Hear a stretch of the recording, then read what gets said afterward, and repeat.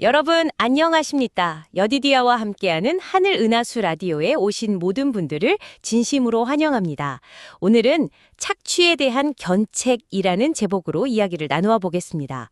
여디디아님, 오늘 주제가 착취에 대한 견책인데 이게 느헤미야 시대 이야기라고 들었어요. 예루살렘 성벽 재건이라는 그 큰일 앞에서 백성들이 어떤 어려움을 겪고 있었던 건가요? 네, 맞습니다.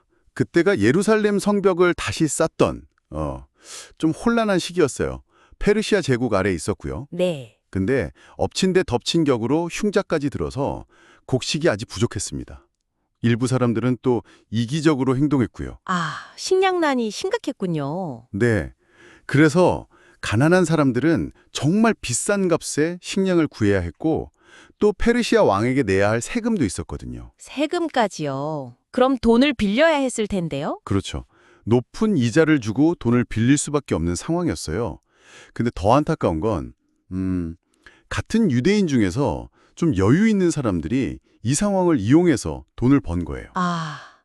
동족인데도요? 네, 가난한 형제들의 그 궁핍함을 이용해서 뭐랄까 고리대금 업처럼 높은 이자를 받고 땅이나 포도원을 저당 잡고 그랬던 거죠. 상황이 정말 안 좋았네요. 결국 어디까지 갔나요? 결국에는 빚을 못 갚으니까 자녀들을 종으로 팔아야 하는 그런 상황까지 내몰렸어요. 다 같은 언약의 자손들인데 말이죠. 정말 비참했죠. 아이고, 같은 민족끼리 그런 일이 있었다니. 참, 듣기만 해도 마음이 아픈데요. 하나님께서는 원래 이런 가난한 이들에 대해서 어떻게 가르치셨나요? 분명히 법이 있었을 텐데요. 11조는 가난한 이웃과 나누도록 하셨고요. 3년마다요? 네. 그리고 또 7년째 되는 안식년에는 땅을 그냥 쉬게 해서 거기서 저절로 나는 것들을 가난한 사람들이 먹을 수 있게 하셨죠. 그런 법들의 목적이 있었을 것 같아요. 그럼요.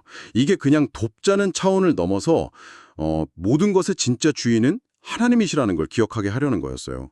그리고 우리가 이기심을 좀 버리고 너그러움을 배우도록 그런 깊은 뜻이 있었죠. 이자에 대한 규정도 특별히 있었죠? 네. 아주 중요한 부분인데요. 동족끼리는 절대 이자를 받지 말라고 명령하셨어요. 아예 금지였군요. 네. 오히려 가난한 형제가 있으면 마음을 이렇게 닫지 말고 손을 펴서 필요한 만큼 넉넉히 구워주라고 하셨거든요. 그러니까 당시 부자들의 행동은 완전히 하나님의 뜻에 어긋나는 거였죠. 이런 상황을 알게 된 느헤미야는 어떻게 반응했나요? 그 성품에 가만히 있지는 않았을 것 같은데요. 그럼요. 느헤미야는 백성들의 그 고통스러운 부르짖음을 듣고 정말 크게 분노했습니다.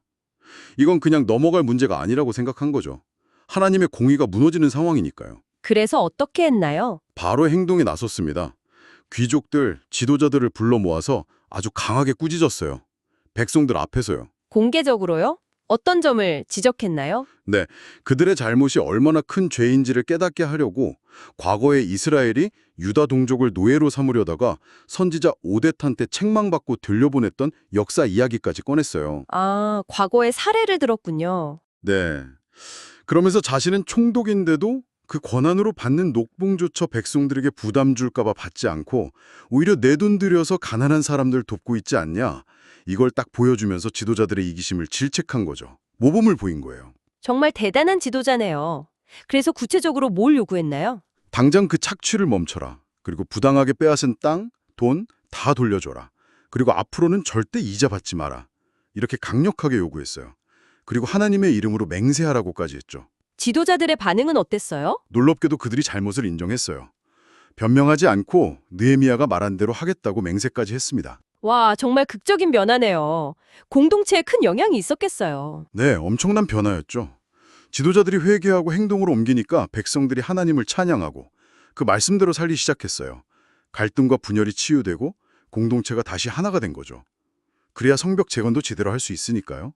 회복의 시작이었습니다. 이 오래전 이야기가 오늘날 우리에게 주는 교훈이 뭘까요? 왜 이런 일들이 계속 반복되는 걸까요, 사실? 근본적인 원인은 역시 성경에서도 말하듯이 돈을 사랑함이 있는 것 같아요. 탐욕이죠. 탐욕이요? 네.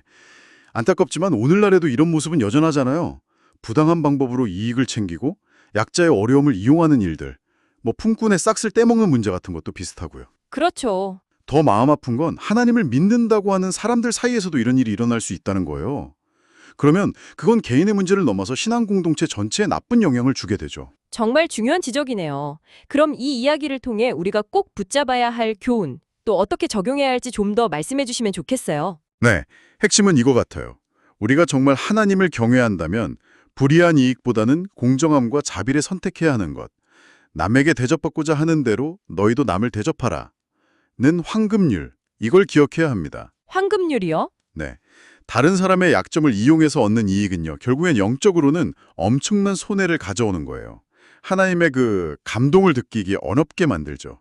우리를 위해 스스로 가난하게 되셨던 그리스도의 그 은혜를 우리가 정말 안다면 그 감사함으로 우리도 어려운 이웃에게 관대해야 하지 않을까요? 맞아요. 그 은혜를 생각하면 네. 그래서 기회가 닿는 대로 모든 사람에게, 특히 믿음의 식구들에게 착한 일을 행하는 것. 이게 오늘 우리에게 주어진 과제라고 생각합니다. 우리의 삶 속에서 이 황금률을 실천하면서 하나님의 사랑을 보여주는 것. 그게 중요한 것 같습니다. 여러분, 오늘의 하늘 은하수 라디오 어떠셨나요? 매일매일 저녁 9시에 더 다양하고 흥미로운 주제로 여러분들을 찾아오도록 하겠습니다. 구독과 좋아요, 알림 설정은 저에게 큰 힘이 됩니다. 내일 다시 만나요. 안녕!